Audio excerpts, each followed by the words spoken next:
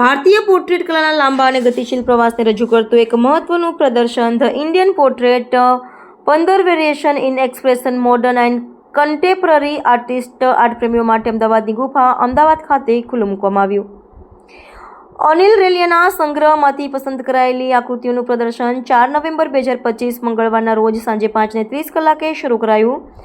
આ પ્રદર્શનમાં 66 જેટલા કલાકારોની કૃતિઓનો સમાવેશ થાય છે, જે પોર્ટ્રેટની પરંપરામાં આવેલા આમૂલ પરિવર્તનને દર્શાવે છે. યુરોપિયન શૈલી અને ટેકનિકના આગમન સાથે રાજા રવિ વર્માએ ઓઇલ પેઇન્ટિંગ અને ભારતીય વિષયોનું સંમિશ્રણ કરીને પોર્ટ્રેટને લોકપ્રિય બનાવ્યું. બોમ્બેની આર્ટ સ્કૂલના કલાકારો જેમ કે એમ.વી. ધુરંધર અને બીજા અનેક કલાકારો દ્વારા શૈક્ષણિક વાસ્તવવાદ વિકસાવવામાં આવ્યો.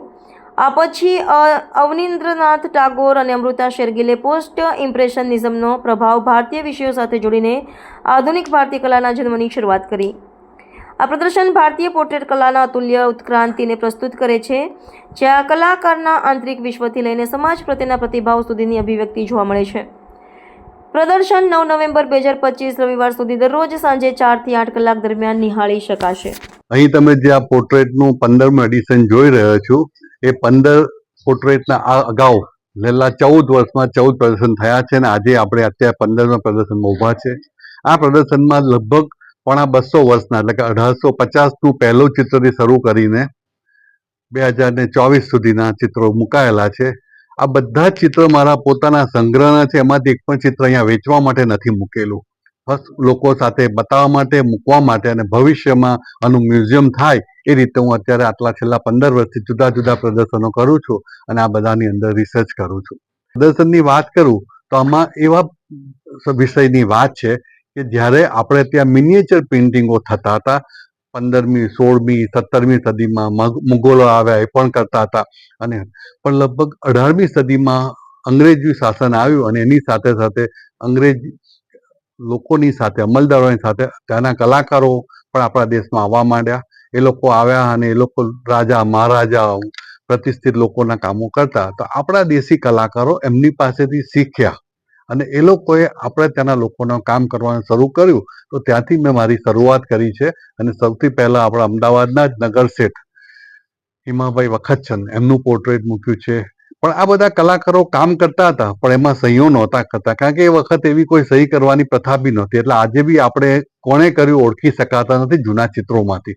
પણ પરદેશી કલાકારો સહી કરતા હતા એટલે રવિ વર્માએ જોયું અને રવિ વર્માએ સહીઓ કરવાની શરૂ કર્યું. એટલે બીજું ચિત્ર મેં રવિ વર્માનું મૂક્યું છે, જેમણે એક નવસારીના પારસી દાનવીર બાઈનું ચિત્ર છે અને જેમાં એમણે પોતાની સહી બી કરી છે અને 1901 એની તારીખ પણ લખેલી છે. એ રીતે પછી આગળ જતા જતા ધુરંધર છે કે બીજા બધા, કારણ કે અંગ્રેજોએ આપણા દેશમાં આવીને કલા શાળાઓ શરૂ કરી ચેન્નાઈમાં, કલકત્તામાં, મુંબઈમાં બધે. એટલે એ બધામાંથી જે વિદ્યાર્થીઓ નીકળ્યા એ બધા વિદ્યાર્થીઓ માટે આવકનું સાધન જ પોર્ટ્રેટ હતા.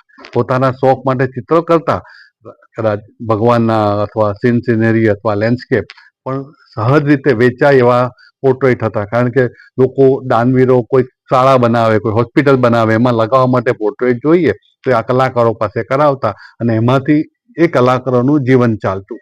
એટલે એ બધા થોડા પોર્ટ્રેટો મૂક્યા છે. અને પછી જેમ જેમ આગળ જાય છે એમ બંગાળમાં જે શાંતિનિકેતનમાં સ્કૂલો શરૂ થઈ અને એમાંથી આપણા અવનીન્દ્રનાથ ટાગોર, જામિની રોય અને અમૃતા શેરગિલ એમણે મોડર્ન આર્ટની શરૂઆત કરી. પોર્ટ્રેટ જુદું, અત્યાર સુધી જે કામ થતું હતું એ જેવા ભાઈ દેખાય છે, જેવા કાકા કે જે એનો દાનવીર દેખાય છે, એક્ઝેક્ટલી એ જ રીતે એનો પગડી, ફેંટો, પહેરવેશ બધું બનાવવામાં આવતું. પણ એ દરમિયાનમાં કેમેરાની શોધ થઈ ગઈ અને કેમેરો આવી ગયો. એટલે કલાકારોએ વિચાર્યું કે હવે આ કામ તો કેમેરો કરી શકીએ, તો આપણે કંઈક એનાથી વધુ કરીએ.